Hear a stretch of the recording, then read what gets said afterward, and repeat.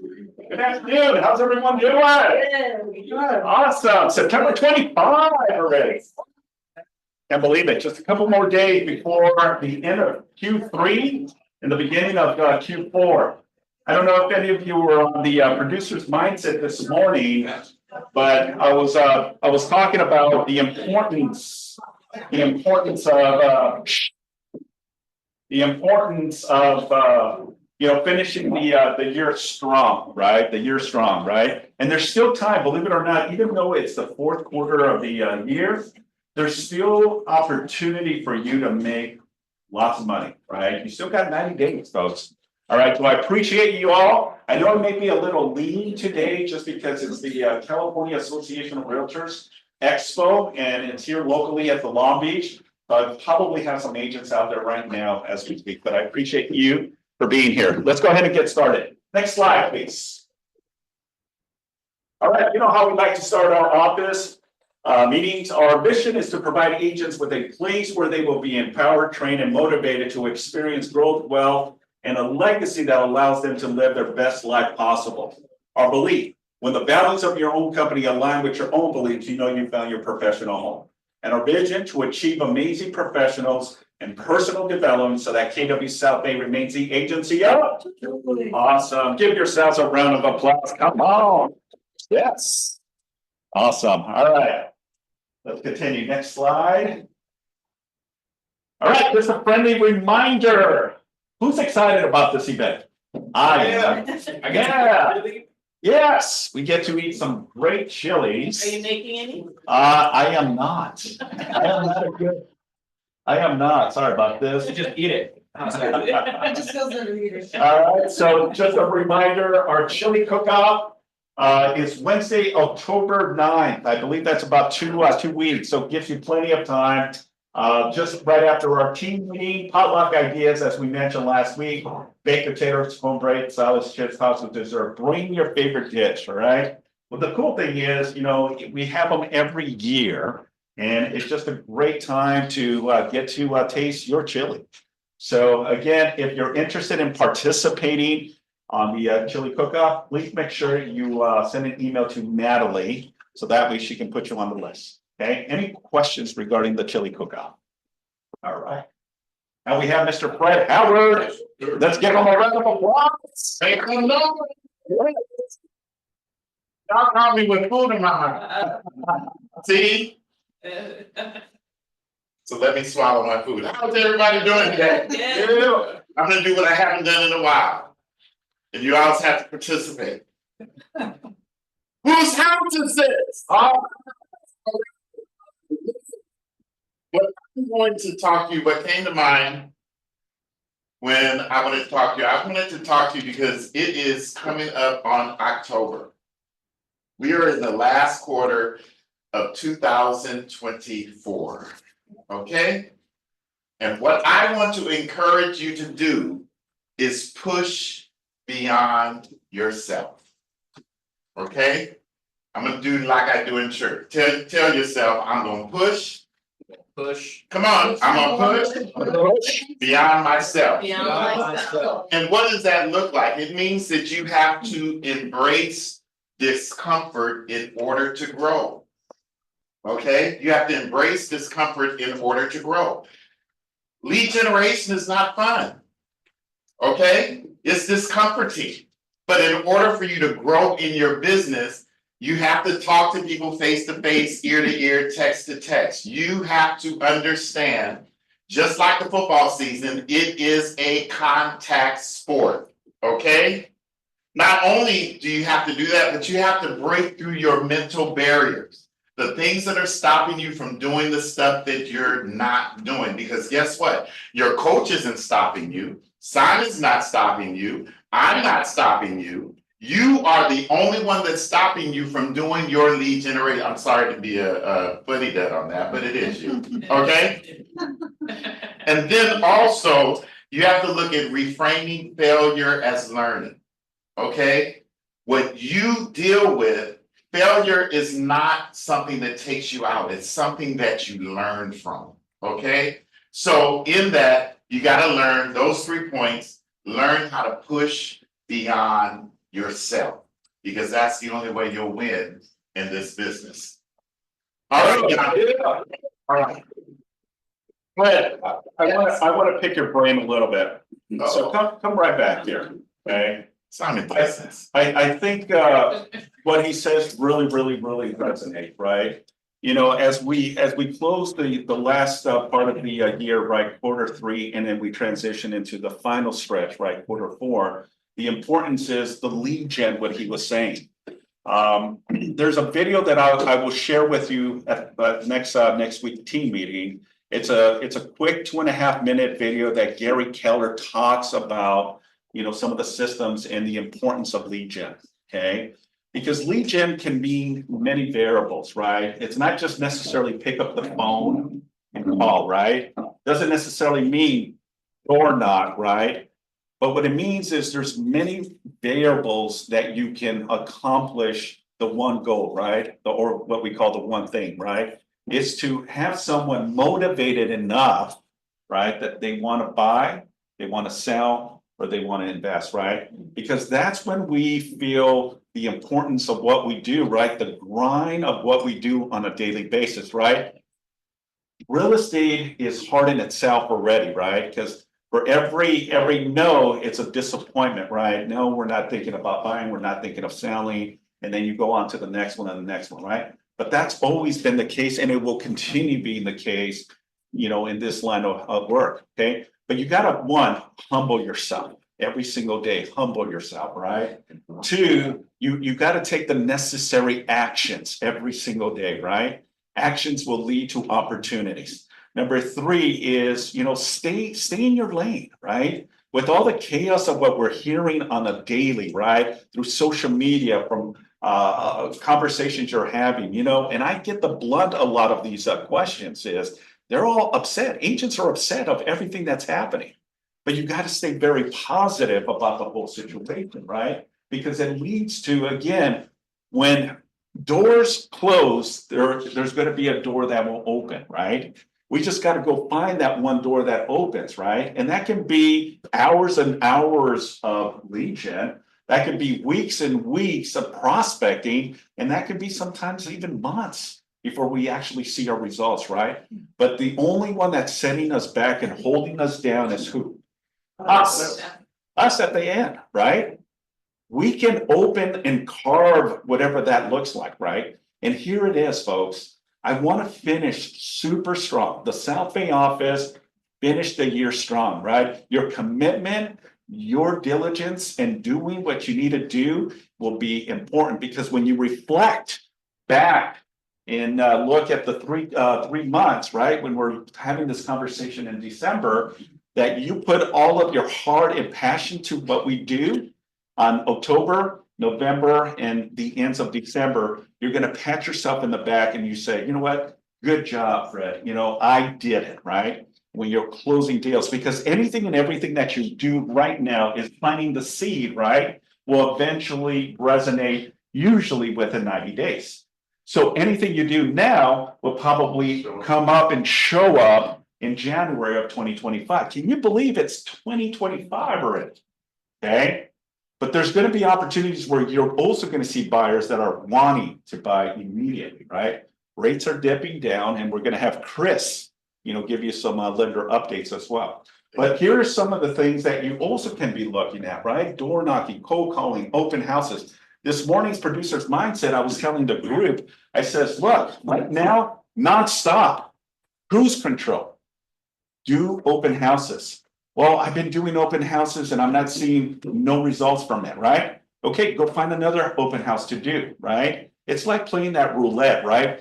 That ball, and eventually you want it to hit in 21 or 23 or 52, right? And we're hoping that that little ball goes there, right? That's real estate, and that's open houses, right? We're constantly playing that roulette, right? And hoping that that buyer or that potential seller comes in, they are motivated, and we connect with them at a very high level that they feel that they want to do business with, right? Can I ask a question? Yeah. Can I give a testimony and then sit down?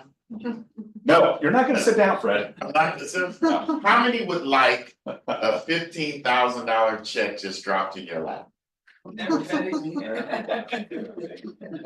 How come everyone's hands is not, come on, folks, come on. 30 days ago, I had a $15,000 check dropped in my lap. By somebody that I knew long time ago. And guess what they did? They walked into a new build. And you know, if you walk into a new build without an agent, they take the commission. They walked into a new build and reserved the property without me. And the builder called me and said, because of the new things that are happening in the market, we're still paying a 2% commission. And so I called the buyer because just that week he said, I'm ready to buy, but he was literally ready to buy. And I said, how did you get them to call me? He said, because they showed me properties. Listen to this. They showed me properties, but I told them I'm not signing anything until you put Frederick Howard's name on that. And guess what? I didn't have to do nothing because new builds, they do everything. Wow. We close on the 27th. Isn't that wonderful? Yeah, go ahead. You make money, and just like our sponsor that's coming up, when you make connections, you make money in real estate by waiting for it, paying for it, or going after it. This was a waiting for it. Okay? So you all can have those testimonies. I love them. I want more of them. Okay? Yeah. Can I go to that?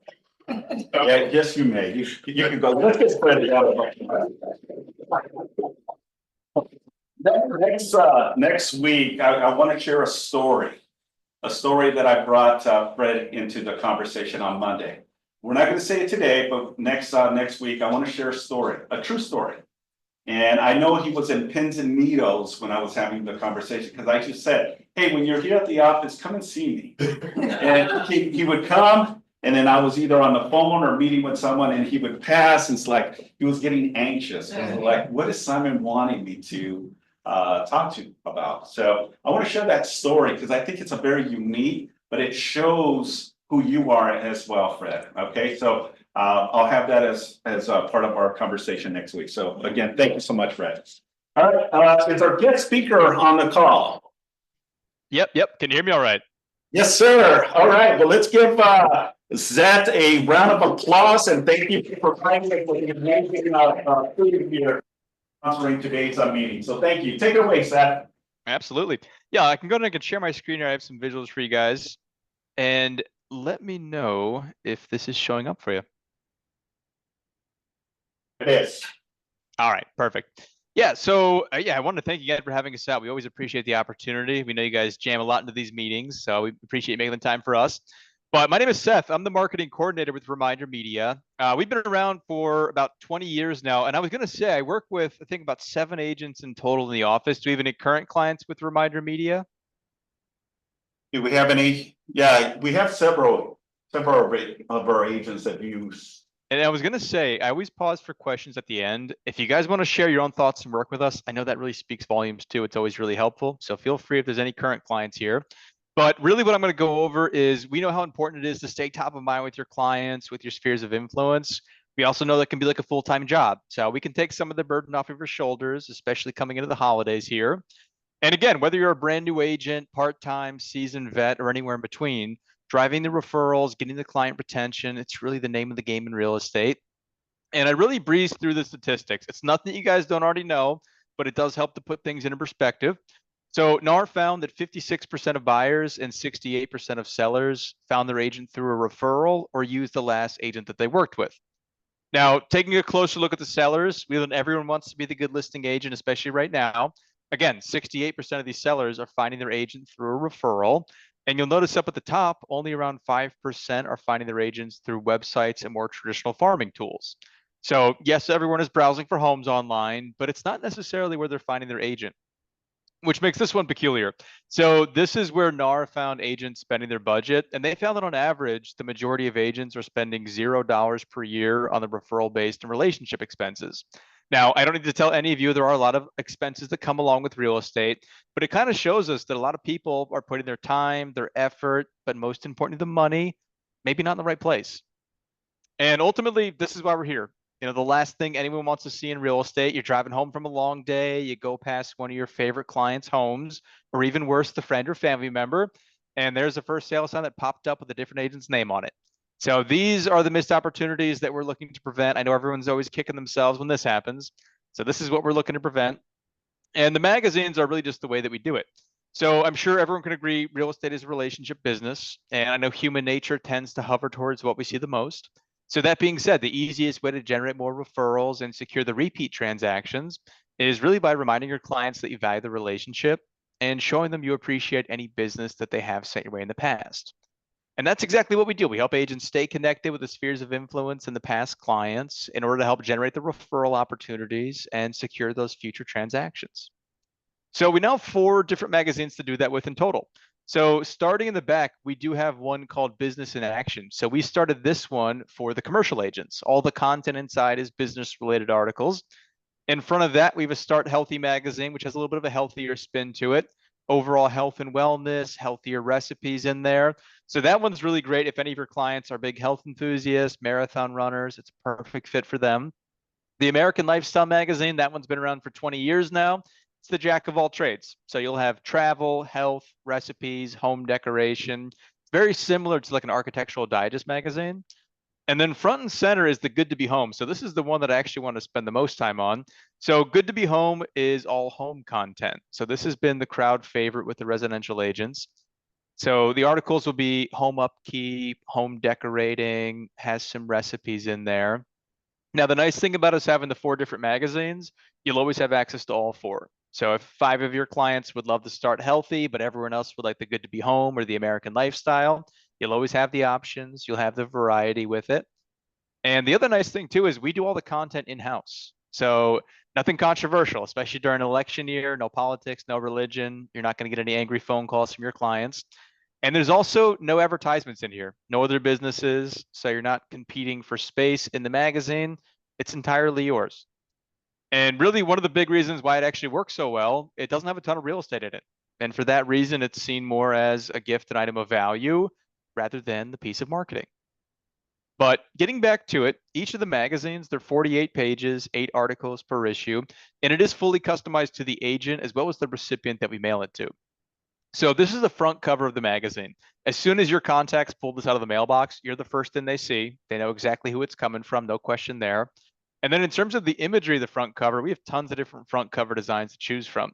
So we have some that are like, fall foliage, fall themed ones. And then we have every holiday under the sun. So coming into the fall, we have our Halloween covers, we have Thanksgiving covers, we have Christmas, we have Hanukkah, everywhere in between. We have some that are more standard neutral if you didn't want to lean too heavily into the holidays or the seasons. But there are tons of options for you to choose from. And with all the customization, again, you can lean into the seasons, you can lean into the holidays, or choose to keep it more standard neutral. So it's really up to you. And then when they flip to the inside of the front cover, there's a letter to the recipient. And right at the top, it will say their name automatically. So Dear Bill and Judy, rather than a generic Dear Valued Resident.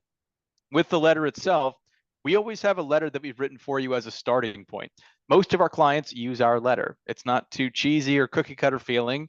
But you can edit the letter, you can write your own letter entirely, and you can even customize it to an individual.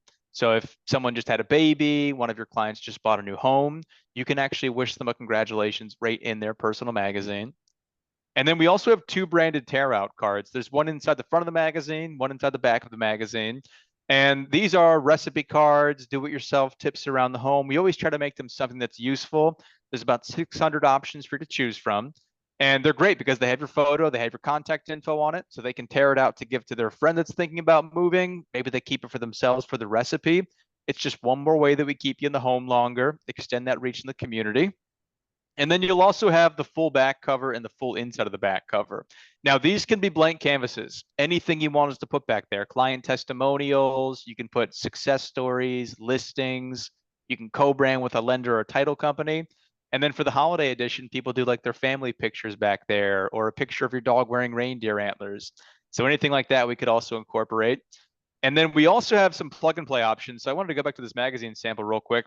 This has been a really popular one. Our marketing team put together this listing lead source. So it'll say scan here to learn the value of your home. There's a QR code that they can scan. They punch in their contact information.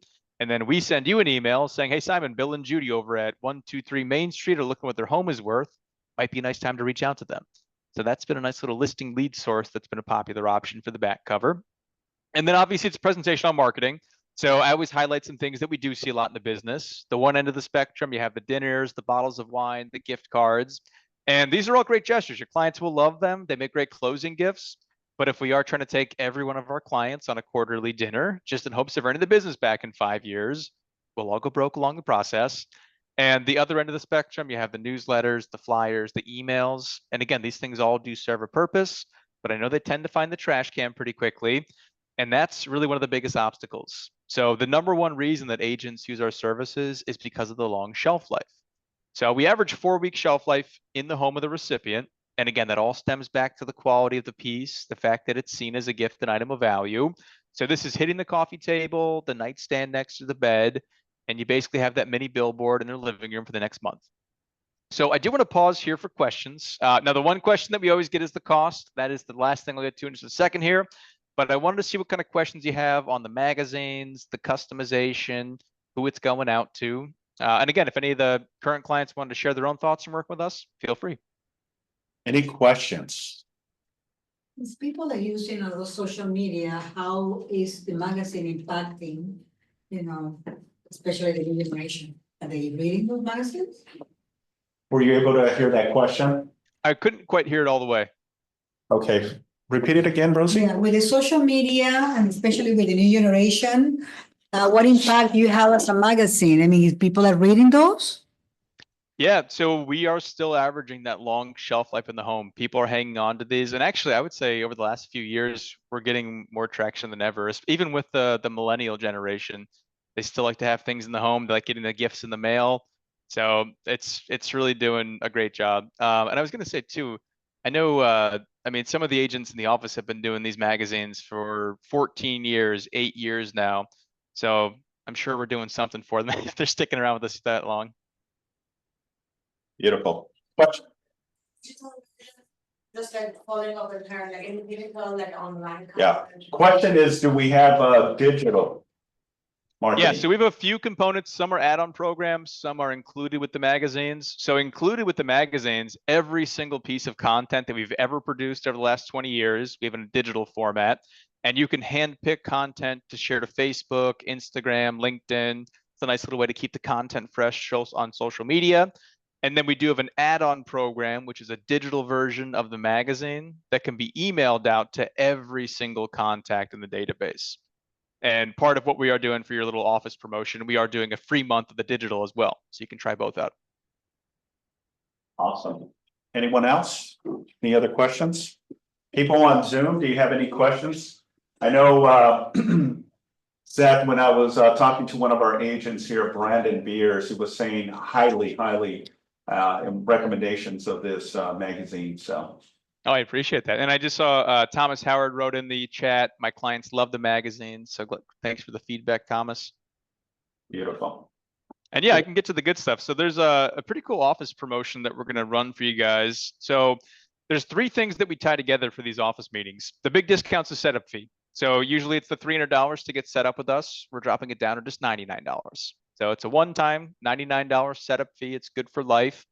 This gets you in line with one of our marketing coaches. So the marketing coach is a real person. It's not a robot. It's not an AI system. They'll talk to you about strategies, tips and tricks with how to use it. They're also like your personal assistant. So we know you're busy. We don't expect you to be a magazine designer. So over the next few weeks, we would just need any photos of yourself, any information that you want included about yourself, and then the list of the contacts that you want us to mail to. And then from there, you can sit back, relax. We'll put the magazine together. We'll send you a proof for your approval. And then once you give us the final thumbs up, we have it printed and mailed out directly to the contacts. So it's very easy. It's very turnkey. We also work off of exclusivity. So when you send that contact list over, we lock them down in our system. No duplicates from other agents or financial advisors. And I know that's nice for the holiday edition, especially. I know a lot of families, they get flooded with holiday cards from their friends, family, doctor, dentist. This does not get lost in the shuffle of cards of the mantle. It is just coming from you. And moving to the right, the cost of the magazines, we are doing a reduced rate there. It's $4.99 per publication. And that covers all the back end. So the shipping and handling, the customization is all included. So for half the price of a Hallmark card, you get a fully custom magazine. We mail it right to your contacts' homes. So we do cover that postage. And the minimum order is just 50 magazines. So the 50 times the $4.99 comes out to be $249. And the nice thing is you don't pay for the magazines today. You pay for the magazines the week that you want them being mailed out. We have mailing options every single week. So it's very flexible. Most people are doing early November for their Thanksgiving touch point or coming into December for the Christmas touch point, but we have mailing options every single week. So you pick the week you want them being mailed. That's when you pay for them. And the last thing is we are doing no contract. So we would love to earn your business for the long term. And the holiday one's nice because you can kind of kill two birds with one stone. You have a nice holiday touch point taken care of. But also I know a lot of people are starting to think about their marketing for 2025. This is a nice little test pilot to see if it is something that you want to bring back on a more consistent basis next year. So the best way to keep you around, prove that it works, get you some referrals. And we know if we can do that, I'm sure you'll gladly keep us around for some future mailings. And that really wraps it up for me. I did want to land on this giant QR code to finish up. If anyone is thinking this sounds like a nice idea to try out for the holidays, anyone that signs up the day of the meeting, they started letting us do like a little day of the presentation doorbuster sale. So if anyone hops on board today, if you scan that QR code, you get a 15 free magazine credit. So anyone that hops on board today, that knocks off an extra $75 off the first order. So instead of being the $249, it would drop it down to just under $174. So I know we always have questions on the pricing and the logistics of the promotions. What questions did you guys have overall? Any questions? No questions. Okay. No, none. Zach. All right, perfect. Does anyone need that QR code before I pop it off the screen for you guys? We got a couple people taking the image. Sure.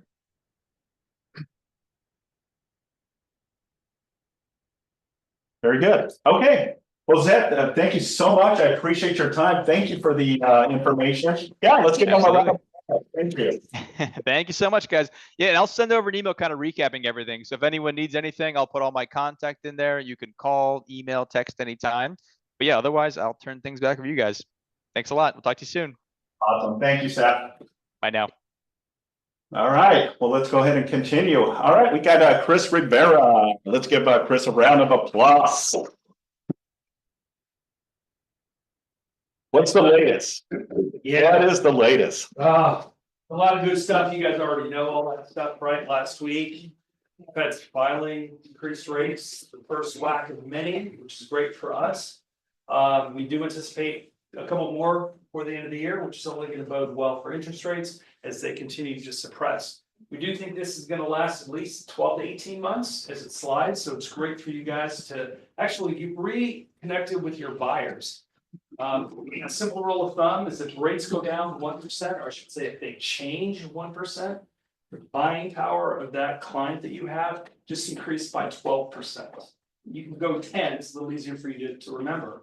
But that just tells you that we saw a slide of more than 1% in the last 6 months in interest rates, which means people that you've talked to in the last 6+ months are not able to buy something worth 10% more than what they did back then, right? So it's a good opportunity for you to get in front of them, just get revisited with their current situation, see if you can help them get into something.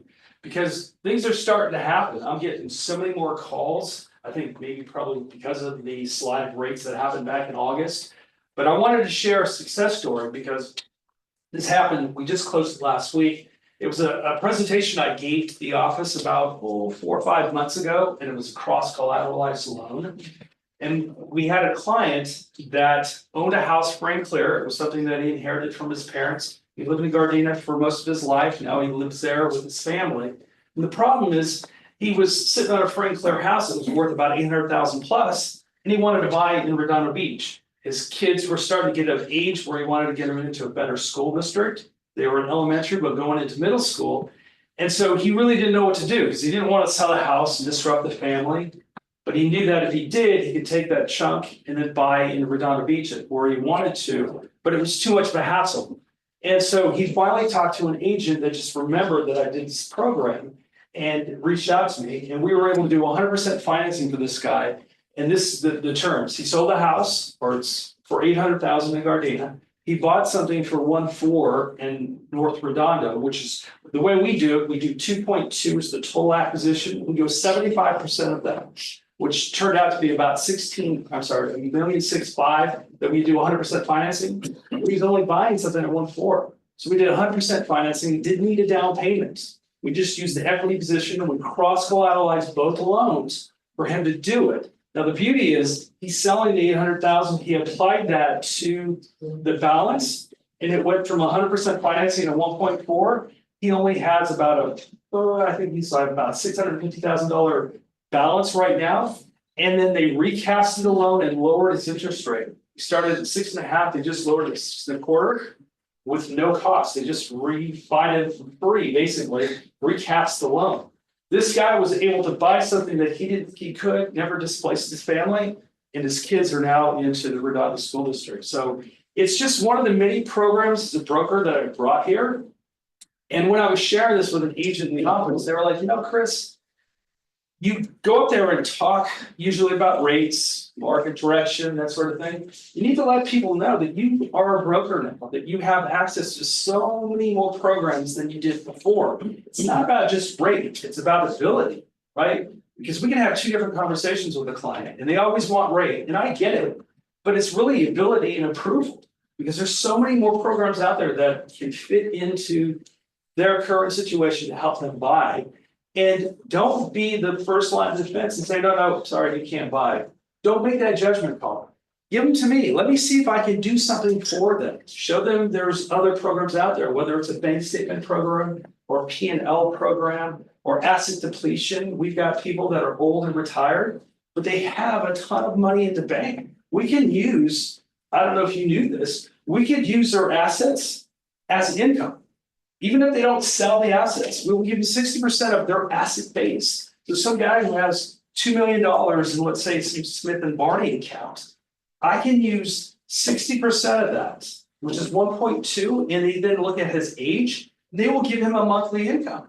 Not that he's getting it, but we can use it for qualifying. So these are the little nuances that I can do now that I just want to show you guys. Don't make that decision that, hey, you don't make enough, you can't buy this, you don't have the right job, whatever it might be. Pass them on. Let me see if I can do something for you, because I know, as Simon said earlier, this is the last quarter that we're going into next week, right? It's the last kick to the finish line. It also propels you into the first quarter. I think the way you finish the year actually helps you start the next year. And that's really important, because if you don't get out there and hustling in quarter 4, you're going to get out of the gates in January 1st, you won't have it. So fourth quarter to me is always important for the next year, because we pretty much have already got our game plan for 2023 or 24, sorry. So now we want to do 25. It's the fourth quarter. And I really think it's something that you guys need to really get into. And so for that, I just want to see a show of hands. I don't mind doing another first-time home buyer program. I need some help. So whoever raises their hand who kind of wants to go forward, I don't mind coming up here and talking and helping setting it up, but it's got to be a community effort. But it's something that you guys can go out and put it out to your sphere of influence and get them in here. The last few we've had quite a number of people that have come here. And I know it's a good way for you guys to get in contact with your clients, another touch, an ability to just get out there and talk to them, which gives you something to say to them, right? So is anyone interested in doing one in the fourth quarter? Yeah.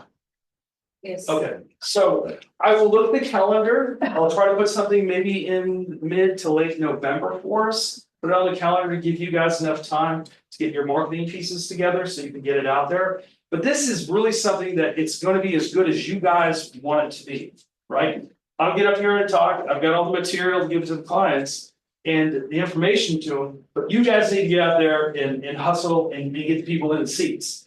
And the more people you bring in the seats, the more people you're going to have seated to buy for 2025. And rates are going to continue to slide. So you want to get them into the properties as soon as you can, because once those rates start to slide, it's going to be more competition, right? So, okay. Other than that, any questions for me? No? I have a quick question. I'm rolling something in. I wanted to know if you're an actual broker or you actually work for one bank or how does your, how do you conduct your business as far as lending? I'm a full broker, You're a so I'm completely independent, just like you are. I'm an independent contractor. I work for Arbor Financial, which is really just a platform. That's all it is. But it's a broker shop. I do everything myself. But I've got access to all of the lenders out there. There's just so many lenders out there. It's crazy. And all the loan programs that are out there. I don't lose on price. I'm just like you guys. When you guys go and sit in front of that seller or buyer, right? You sell your net worth to them, right? Whatever that might be. That's the same thing I do. I'm an independent contractor. Any other questions? I want to update your thing, it's just this cross country morning. Sorry. True that. Thank you. All right, I'm behind the time, so thanks, guys. Well, there was one question that was on Zoom. So what is the name of that program? It's just a cross collateralization. That's Okay. it. You're just gonna cross two properties together, collateralize them together temporarily until you sell the one that you're vacating. And they're able to apply the monies and you end up with one loan, right? In qualifying, I was able to qualify them not at 1.4, which is the original loan amount we did, because they put zero down. I was able to qualify them with a 750,000 as principal reduction. I qualified them on that loan balance because that's where they were going to be after they sold. So qualifying was easier as well, but it's just a different slant of looking at how to get someone into a home who's sitting on a ton of equity.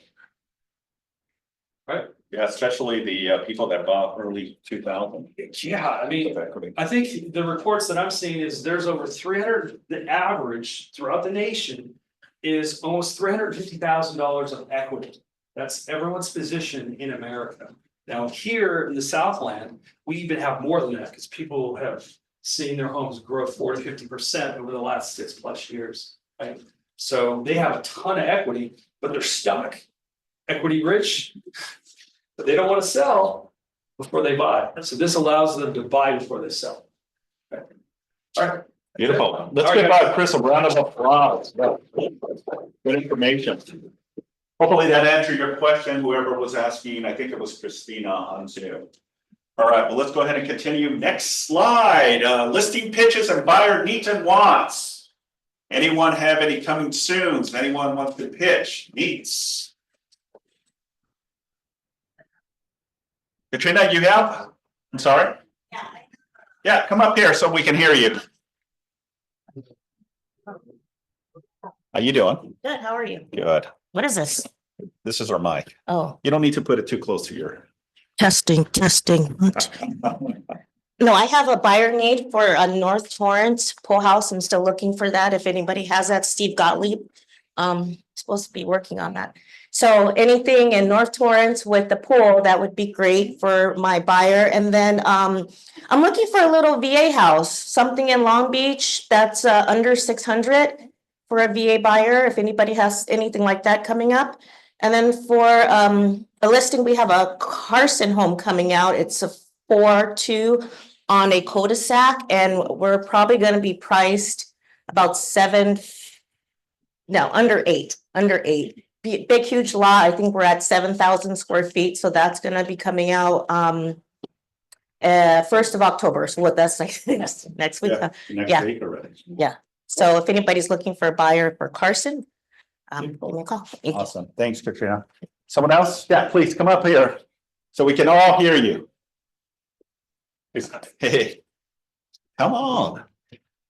We have 2 listings sitting in the market today. They actually just went on the market. Awesome. 2 condos, one in Rolling Hills Estates, 1 bedroom, 1 bath, You're plus 650 square feet in the Estates community. We also have one that hit the market today in Tradewinds. It's a 55+ community. 2-2 listed at 720. Both are moving ready, very clean. We have open house this weekend, so if you have clients, please send them over. Yeah, also a buyer looking in Torrance, up to 1.2, basically, 1.2. 1.5. I mean, you're talking about multiple. No, 1.2, looking for at least 3.2 in Torrance. So, Also, 1 to 4 units in Torrance, up to 1.5, 1.6. If you have anything else coming up, so please let us know. Beautiful. Thank Thank you. you, guys. Appreciate that. A lot of activities going on. Oh, Go. I have, tomorrow I'm putting on the market. It's a 3-bedroom, 2-bath house. And next to it is a 3-car garage with a permitted 2-bedroom, 1-bath loft. It's on an 18,000 square foot lot in Carson, on the end of a cul-de-sac. It's zoned what they call CMX, which is corridor mixed use. It's kind of a new designation. Carson has done a lot of renovating with all their zoning. So they're still not really sure. Right now, they're saying you have to do, if you're gonna do like have a developer go in there, scrape the lot, you can't do all residential in Carson unless it's 30,000 square feet minimum. So this is only like 18,000. So you have to do, right now, they say you have to do a combination of residential and commercial.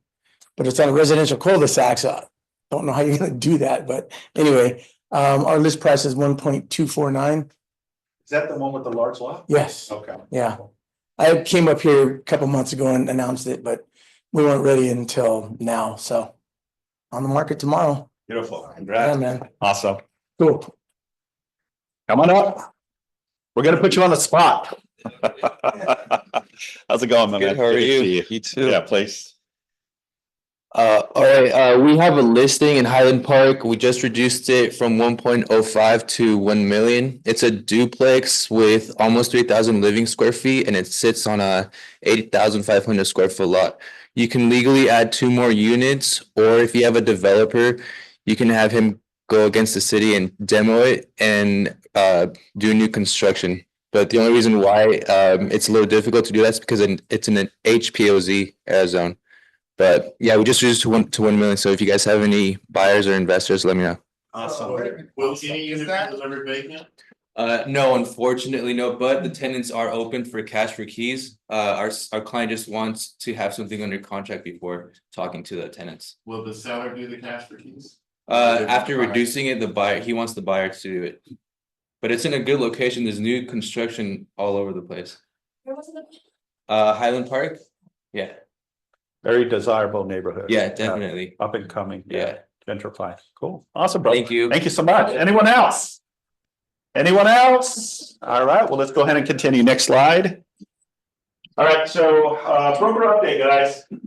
I've been getting a lot of confusion when it comes to dual agency and unrepresented buyers. Okay, does anyone know the difference and can distinguish what unrepresented buyer and dual agency is? I thought so. Okay, this is the reason I'm having this conversation right now, because a lot of people are confused when it comes to what's a unrepresented. Does that create a dual agency? And the answer is it does not. As you all know, the listing agreement has changed, right? We've been having conversations since May, June, July, August, and today in September, right? The listing agreement has 2 components, right? It says what you'll earn when working with the seller, and then it has another category that says about unrepresented client, right? Or unrepresented buyer. A lot of agents, when they call me, is Simon, I'm going on a listing appointment. I have a question. If I put, a percentage of a percentage or flat fee on the unrepresented, does that create a dual agency? And the answer, it does not. And I want to be very clear what the expectations are from a represented buyer and an unrepresented buyer is, because I think a lot of agents are still confused when it comes to that. Okay. So when you do happen to get the listing and a buyer comes to you, right? You have 2 factors, 2 faucets that you can handle, right? One is if you have a listing agreement that allows you the additional compensation. And again, this is a conversation you're having with your seller, right? And the seller is ultimately going to say, okay, I'm willing to pay the additional compensation if you do work with an unrepresented buyer, okay? Because there is additional compensation to do extra work. An unrepresented buyer really just sets the tone, right? This is someone that does not have representation. This is an individual that does not have a real estate agent or doesn't have an agreement. a buyer representation agreement, better known as the BRBC. Now, the parameter in place is, can a listing agent work with an unrepresented client? The answer is yes, because you get paid to do additional workload of responsibilities. Now, that does not create the dual agency parameter, right? Because you have nothing to work with that buyer until you actually have a buyer representation agreement. Now, what you can do is you can facilitate the paperwork. You can actually do the purchase agreement for the benefit of the seller. Okay. The buyer it's on their own. Okay. You have your seller's best interest, and that's it. Okay. But that's why you get additional revenue or compensation for helping to navigate, because ultimately, what are you trying to accomplish, right? Close the deal, right? And with all the new changes with the NAR, it's vital for you to understand the components. Now, can you transition an unrepresented buyer to a represented buyer? The answer is yes, you can. Okay. And the way you do it is you have a conversation just like you're having a buyer consultation with any buyer that you're trying to secure. Once you have the agreement, the BRBC signed and executed, and you're submitting the offer, and the offer gets accepted by the seller, that now creates dual agency. You all with me? Okay. That's the only way creates dual agency. The other way of dual agency, it's two agents, same company, right? That also creates dual agency as well. Okay, you as an agent working the buyer and the seller, or two agents working in the same company, not one market center to another, same brokerage. Okay, that creates dual agency. Okay, can you refuse a buyer that wants to submit an offer as an unrepresented buyer? Can you refuse? Can you refuse, okay, to present an offer from an unrepresented buyer? Meaning, if the buyer says, I'm going to write an offer, here are the price, terms, and conditions. I want you to present this because I don't have an agent. Can I present this to the seller? It's not a car form, but it's an offer. Can you refuse that offer? How many people say yes? How many people say no? How many people don't know?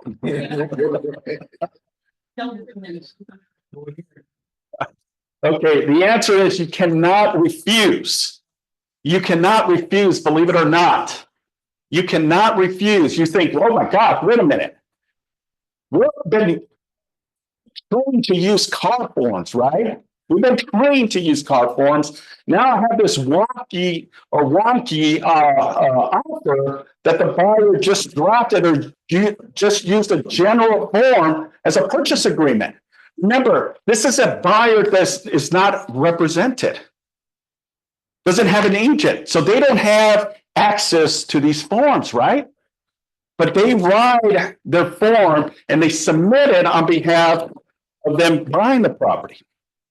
The question here, can the agent refuse it? And the answer is no. The only way that it can be declined, it's in writing from the seller. Okay, and the seller may say, you know, I'm not going to give additional income on the unrepresented category on the listing agreement. But the answer is you can get all these different purchase agreements that are not stapled as the ones we use, the RPA. Hey, Simon, this is, Represented, yes. sorry, this is Joanna. I have a question to ask you about that. I know you Yes. can't reject the offer, but can you require that unrepresented buyer to submit something on an RPA?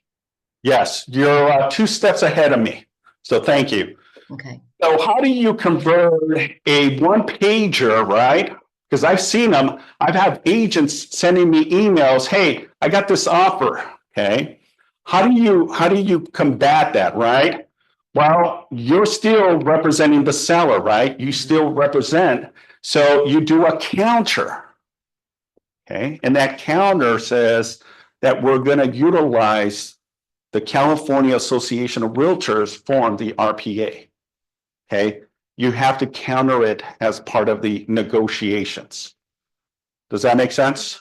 Okay, just like with terms, just like with price, and just like conditions. Okay, question? Say you got it in the counter, you're gonna do an RPA. You have to actually physically now fill out an RPA. Yeah, yeah. Okay. Yeah, if you want to, you know, if you're gonna be working with this particular unrepresented client, remember, it's additional workload that you're gonna have as part of the process, but you're still taking care of the seller's best interest, not the buyer. Right. You want to convert that buyer into an agreement, right? Because even if you do have a buyer representation agreement with this buyer and you submit an offer, you still have to submit a request. And that's where the form SPBB form comes into play, right? Requesting that the seller pay you compensation, right? Remember, it's a negotiation tool now, right? 3 things that the seller can do. The seller can accept, the seller can counter, or the seller can reject your SPBB form, your compensation, right? So those are the components you have to look at. Makes sense? Yes, Rosie? Yeah, I was taking a class at the car, and then one of the questions that were asked to the instructors, was pretty good, is if I have a represented buyer and they say, yes, I wanted for you to sign, help me with the documents, you tell them, I am working for the best interest of the seller. I'm not working for Yeah. you. So if I do this, I'm gonna give you the paperwork, but you are gonna be the one that is coming to complete it. I will not be able to help you. That's what they told us at the court. Yeah, You give them the document and say, good luck. right. And then when you finish, you give it back to me. Yeah. You do not even help. You don't represent the buyer 100%. You don't have an agency agreement with this buyer. Okay, and you're going to see that a lot with investors, right? That don't want to pay compensation when they're being represented by a buyer, right? This is where this form may come in. And then also we'll go into the next slide about the one pager. All of you should have received an email regarding this one page. And if you didn't, please let us know so that we can send it again. Okay, but I just wanted to be clear between the differences between the BRBC and an unrepresented buyer. Any questions? Yes. When somebody comes into my open house now, I require a signature, they say this is required. This basically goes over the fact that I represent the seller. That's right. Everything I'm going to say to you means I am representing the seller to the best of my ability.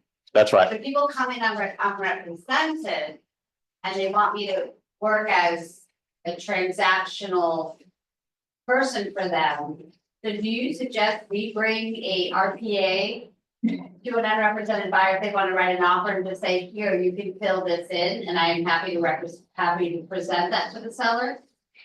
It happened once 2 weeks ago. Okay. So, I mean, I didn't have an RPA with me, obviously, and then I'm like, gosh, probably have one of those. Yeah, I think the best way is to, again, can you? Yes, you can. I believe that you can. If there's a buyer that doesn't want to have any representation and you want to utilize the purchase agreement, right? Because there's specific language on there that talks and protects the buyer, the agent, and the seller as well, right? Because there's contingencies in place. There's parameters that says, we're going to have a 30-day escrow, but there's additional language in there, liquidated damage provision, right? Mediation and arbitration provisions in there. Probably gonna call me and say, oh, what does this all mean? And then all of a sudden I'm representing, they're wanting opinion, right? Yeah. And I'd have to say, hey, am I representing you or are you representing me? Right. Because that's a whole nother disclosure I need to give you right now. Right. But the essence of everything that has happened, that's the truth, that a buyer can submit their own purchase agreement. It's up to us to acknowledge it or counter it out and have them use our form.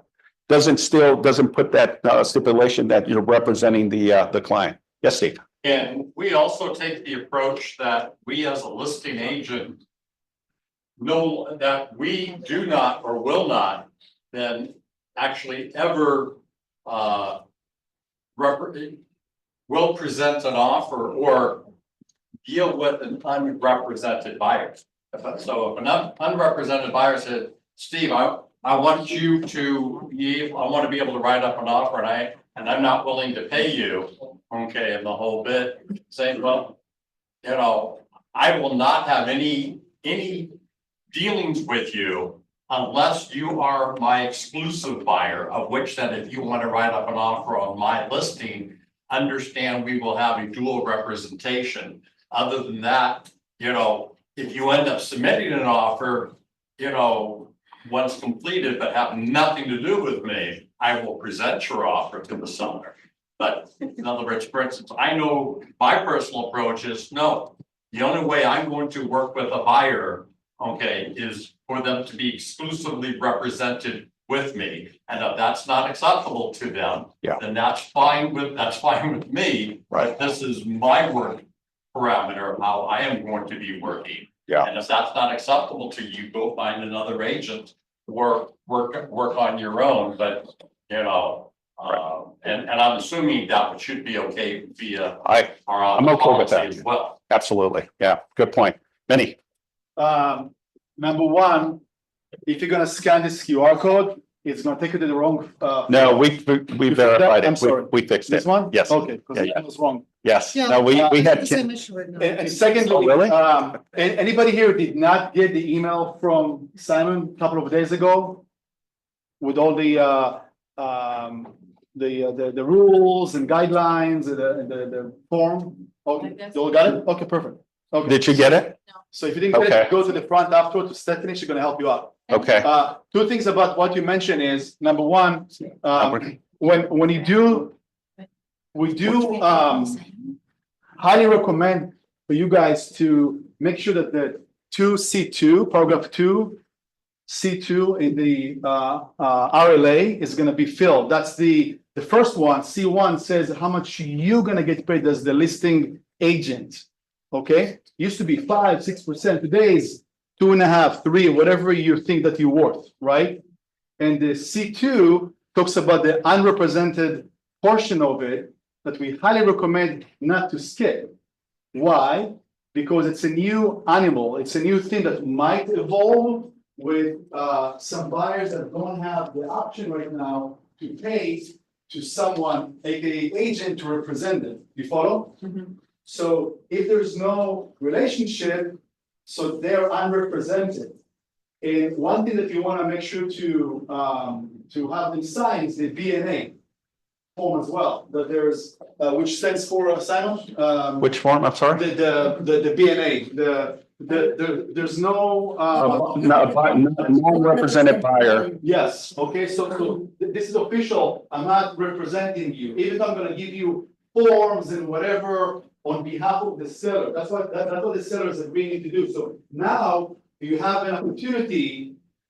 Resident, if you charge 3% on the listing side, 3%, okay. Now you can also add on the unrepresented another 2%. If a buyer walks in and say, "Hey, I'm the neighbor. I despise agents. I'm an agent myself. Hate them. I don't want anybody to, I know what I'm doing. I'm just gonna represent myself." Sure, you're not gonna say no, but you're gonna advise the seller, "Hey, this is what the option is. What's coming. This is the." What if it's the only offer you're gonna have coming in? You're gonna say no. No, it's also it's not your decision. But in that case, you already guaranteed your extra 2%. You follow? Now, what happens if you able, which you should, to convert this unrepresented to represented buyer, which is always the best way. If it happens, then this provision, this 2C2 is void, is not relevant. Because now they're presented, you follow? It can be a bit confusing. But now you basically created some precedence to how much the seller will be willing to pay to the buyer's agent. So in that situation where you now represent the buyer, right? You talk to the buyer and they agree to a representation and you put your 3% for them to sign. Can you send that offer, asking the seller concession for 3% on your listing? Well, yeah, now you have to do an RPA with this buyer and ideally STBB on behalf of yourself. Yeah. Okay, now you have 100% split personality. Yes. Okay, so yes, you have to do the whole thing. And you have to remember, the BRBC, PSRA, or the new single property buyers agreement that we came up with and sent it to you. You have to have them signed before you submit an offer. Now, someone is about to, give you one because no money, it's before you show the property. Yes, you're right. But let's say that something happened, it cannot be done or what have you, because you have those difficult buyers. Well, here's the issue. You have to have it because escrow will demand it from you, because otherwise they wouldn't know how much you're being paid, because that's what gives you the guidelines to pay to the buyer's agent. And number two, your commission is unguaranteed. So good luck to those who will try to go after procuring calls. Good, to procuring calls if you don't have a signed agreement. Forget about it. You have to have signed agreement. Sorry for. No, Manny, thank you. Thank you for adding. Yes. Those people that are getting offers right now, are any of the buyers coming across or buyer offers coming across with no commission from the buyer's agents? That I've seen, not right now. I haven't seen that many, not coming my way yet. I think sellers are still compensating. Somebody asked me, because I went up for a listing appointment and they wanted to say, I killed it. For the 3 listings I have right now that I'm receiving offers on, Yeah. everybody is still asking for the 2 and 2.5%. Right. No, so we had a Valley agent to show up at escrow last week. That the buyer agreed to pay point and a quarter, 1.5. They put 2.5, and the seller agreed to pay half of it. So it's point and a quarter. Each one's gonna pay. And I understand, like, when you have just a listing that you're waiting for an offer, please God, give me an offer, but like, I just got received, multiple offers the other day, and my client said, I'm good with 2%. And then I'm like, well, I wouldn't put yourself in a box right now on that. What if you get an offer that's 50,000 before everything else, and that agent wants 3.5? It's the net number. Right. So when you're talking to your clients, tell them, hey, we don't know how popular this offer is going to be. Don't put yourself in a box that you're only going to offer 1%, 2%, 3% for the buy side, because who knows what the offer is? Because I don't know, you guys, we're in Torrance, and Torrance is still hotter than hot right now. Right. And my one that just went into contract, I'm still getting 10 calls a day, like, how's your escrow going? Is it gonna fall out? So now in Inglewood, I'm begging and praying for people to show the darn thing, and we're like, we're giving you 2.5%. But I'm just saying, don't put your listings in a box like that. To Minnie's point, both the buyer and the seller can pay you compensation. We're all on the same page on that, right? You can, depending on how you draft the BRBC form will dictate, right? Because let's say that you put 3% on the buyer representation agreement and the seller is only offering you 2%. That means that there's still a 1% offset, right? You can collect that from the buyer, or you can choose to waive it and just be fine collecting the 2% from the sell side. Does that make sense? Okay, so you can get it from both sides. I know. Yes. So what if I just ask the seller to pay me 5%? And that way, if another agent gets an offer, I can say, if you take this offer. It goes back to what we were talking a few months ago. You can't do that because the money is to you. And if you cross that boundary, that's. If I say I'll take 2.5% or 3%. But that's now considered. The commission. You're sharing, but it's going back to the cooperation perspective, and this is why we're in the mess that we were. Pay me 5%. I get it, but that's 5%. That's why we got sued, so no, move on from this. SPDB. Yeah. Give that. You're only putting your amount in your amount only, okay? Don't try to be creative because you're gonna expose yourself. You're gonna expose yourself. Yes. Expose myself. If there were to be a difference from the buyer's commission, can that difference be financed? Or does it have to be paid And finance in what, through the loan? through the loan? I don't think so. No, I don't. I'm looking at Chris. No. Okay. Right? Yeah. The only way you can do is pay more than 5% down on a conventional loan, you just lower the down payment. And then technically that other portion is what's going to the buyer. But your question, no, we are not allowing any commissions to the buyer at all. Period. That was a question. Not yet, yeah. Not yet. Not yet. Exactly. That's- Then I say yes. Everything is subject to change. Okay, So what not yet. Hopefully the. Financing the commission, financing the commission. So, yeah. Yeah. What about, like, let's say you also charge like an administrative fee? Yeah. That can sometimes be financed, or am I? No, nothing can be financed. Now, on the listing agreement, you can put that if you're charging TC fee or marketing fee, you can put that in there. That, the seller can pay you additional cost for, TC service. Yes.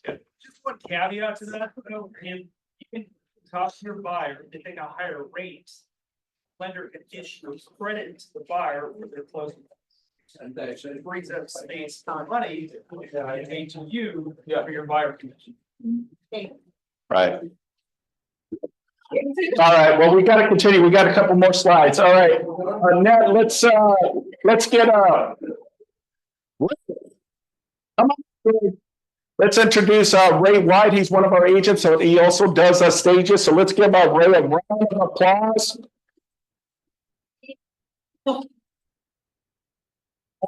Can you get Ray in there?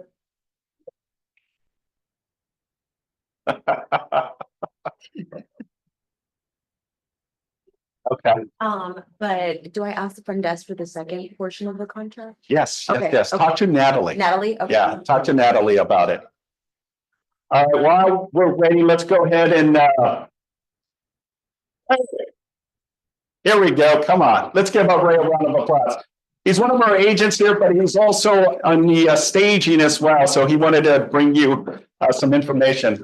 Welcome. Thanks, great to be here again. Yes. It's been a long time. It has been. Yeah. Awesome. I used to sit in these seats, by the way. Yes. So, hi, everybody. Good afternoon. Again, Ray White with Raymond Scott Design and Staging. So really, really happy to be here. Again, I'm also part of the KW family, so we'd love to share some information on some staging with everybody and tell everybody or advise that it's a really, really important equation. Part of the equation, when everybody gets a listing, it is really critical to have the home properly staged. So I love designing, been doing it for a long time, and we're focusing on designing and doing some wonderful staging for all the listings. Okay, next slide, please. Natalie, next slide. And basically our job and our position here with our company is to enhance every listing so it sells, and then turn the sold listing into an actual home. Since we do both, we do stage and we design. So first stage the home properly, give it that fresh, beautiful, appealing look, and then help possibly a new buyer come in and design it to the way they want. So we do it both. Okay, and next slide, please.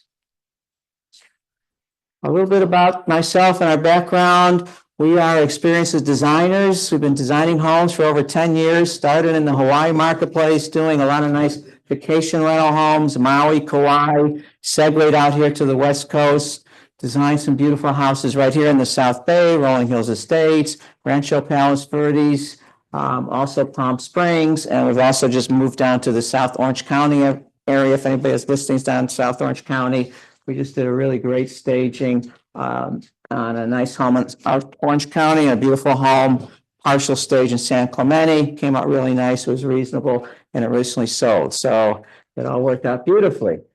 Okay, next stage, next slide, please. And again, our mission is simply to help the home sell at a higher price, less days on the market, and give it a real pizzazz so it looks fresh, sharp, welcoming. When you walk in the house, nobody really wants to see a dated house, outdated with furniture, it doesn't work. So we come in and give it a fresh style. So that is our mission at Ray White Design and Staging. Next slide, please. Staging really pays. It's really important. And any newer agents out here, It's been proven that staging, basically it helps the home sell a lot quicker, up to 70% faster than a non-staged home. It also gives the home approximately, this is an average 6 to 10% increase in asking price offers, so it helps on the asking price. And it sells for usually an average of 20% more. So it really pays off. It helps both the buyer and the seller. And it's a great way to move the homes and spend less days on the market. And it's fun to walk into, again, a beautifully decorated and designed home. Okay, staging really pays. Part of the process is just not bringing in furniture pieces. It's a whole process. Staging is a mindset as well. So we start with the exterior of the home. We do an assessment outside. You guys might have heard of curb appeal. We give the exterior drive up portion of the home a little curb appeal, updates, see what's needed, whether it needs new enhancements with things such as even the lettering of the home, the mailbox, etc. Maybe paint the front door a nice new color to give it a refresh. So we'll go over the exterior entryway of the home for those people who have single family, non-single family homes and condos. It doesn't apply that much, but you still want a fresh entryway to the house. Make sure everything is fresh and clean. Maybe put in a couple of plants. Okay, so that's the first portion. The next step of staging would be analyzing the home itself. We go in, we do consultations, by the way, no charge. So it's a no charge type of thing. We analyze the house to make sure that it's not cluttered, that it has a fresh, nice look. Anything excess pieces, excess furniture is not recommended. It just takes away from the house. So we make recommendations and we declutter the house. Take out excess furniture, and we also, if there's any pictures, etc., of other people, nobody wants to see pictures of their relatives. Please take out the picture frames with anybody else in the home to depersonalize it. Okay, so that's the second portion. The third portion, we'll get to there if we can just stay on that slide, would be to offer, which if we go back, Simon, thank you. We make some recommendations on mini upgrades. Mini cosmetic upgrades are really important to the house. You want the house to really look good. We come in and assess now the interior of the home. If we can mute Alexa. It's okay. Got it.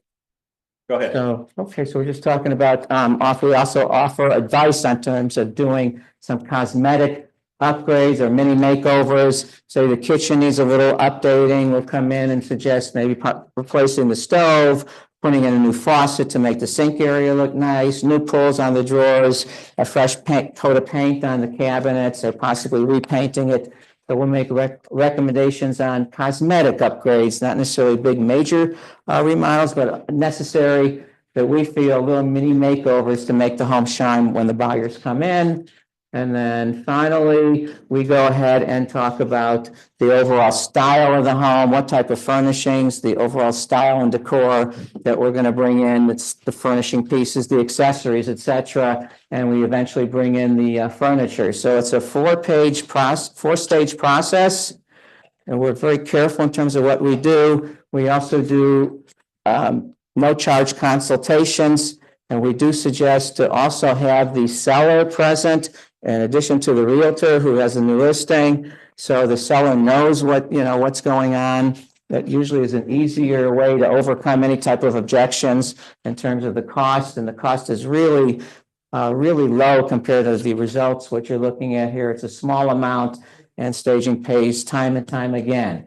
Okay, and here is moving on. There's a couple of things we try to instill in each home that we stage and design. We try to give it a nice, beautiful, refreshed feel. These are a couple examples of some designs that we try to strive for. Here's a beautiful kitchen that's been relatively updated. You'll see the blue island on the bottom, the white granite countertops, a new stove throw in. That kitchen looks really nice, and pendant lights. That's a really good idea to put some pendant lights in. It really makes the place and makes the space shine. So we offer a lot of style to each particular house And each particular style is optimized to the location and the view. We also play up the location of the home, and the view is imperative. If it's a house on the ocean, you want to play up the view and the setting, and we really do extensive job. Okay, so we covered these few things, but as a recap here for all the realtors, some pre-sales tips. Again, the curb appeal to make sure the front entry when you drive up is sharp. There's some nice curb appeal, some new lettering on the curb, possibly a new mailbox. The door's painted, to refresh the landscape, make sure the lawns are trimmed, there's no toys on the lawn. The entryway looking good. We could come in and declutter and unpersonalize the home, make small cosmetic changes. And then we come in and do the staging with some beautiful furniture pieces. Our pieces are a little more upscale than most of some other stages out there. So we really go the extra effort in bringing in some beautiful furnishings to really bring the home up and make it look really So good. I have a question. Sure. So let's just kind of speed up the process here. So when you go on a consultation, what's the turnaround from the time that you meet with the client and bring, what that looks like on the staging? How much time do you need? That's a good question. Thanks, Simon. We don't need that much time. As long as we're available, it's usually about a 2-day turnaround. We can come in, we can assess it and bring the furnishings, the accessories in within 2 days. Okay. So we're pretty quick. We maintain our own little warehouse of furniture right there and accessories. We have drivers to deliver. There's nothing really for the person or agent to do. We bring it over, we set it up. When the house is sold, we take it out. So it's a really easy, seamless process. We do all the work to make the home look really good. Somebody has a question back there? Our consulting fee, first of all, there's no charge for the consultation. So it's a free consultation. Whoever wants us to come in and assess the home, our rates. There's a range of rates. It depends on what type of staging we do. The range starts about $1,500. We do individual rooms. We do front of home staging. We do multiple rooms. If you want a couple, do like a living room and dining room. So it all depends on the amount of work. The rate range for a full staging is around $2,500 to $3,500. For a partial stage, it runs about $2,000. For a front of home or some rooms, they're around $1,500. So they're reasonable. Yes, your question? Do you use people's furniture? Let's say that they have a really nice furniture. Do you do that? And then what is your time frame? Sometimes people do like 2 months, 3 months. Yeah, the time frame. Okay, our contract, the usual contract is for 6 weeks. We're a little flexible. We bring it in, flat fee, and then after 6 weeks, we do charge again, but we make exceptions and we'll go usually another week or two if it's close to being sold, et cetera, et cetera. So 6 weeks with another week to 2 as additional leeway. Do you use people's furniture if the furniture is nice or? We can, if the person still has some of the furniture, we can use part of their furniture and bring in possibly a couple nice pieces to just accentuate it. So we can work with any type of situation, whether the home is vacant or it's partially furnished. Yeah. Okay. Awesome. Okay, yeah. This gentleman had a question? Aside from any of the updates that you might do that physically stay with the house, you said home makes it worth more. How is that? It does. It's just because you can ask a higher price. I mean, when you walk into a house, it's beautifully updated and correctly designed and looks good. You can usually the asking price can usually go higher. So if it's $850, you can usually go, $860, et cetera, and you can recoup those costs when you're staging. Value was set by the appraiser. I've never seen an appraisal get any kind of credit for stage furniture in the house. No, I don't think that's the cue. I think it just shows a little better from a vacant home to a stage home. It has more of a flow and buyers can see themselves living in a home. So it definitely increases more potential offers, not necessarily value, but Right. I mean, it's good. There's no definitive, right? You're going to get more money if you stage something, but Simon just meant it shows better, less days on the market. It usually turns pretty quickly. And you'll see a lot of times that people start, doing overbid. There's 6 to 10% over asking price.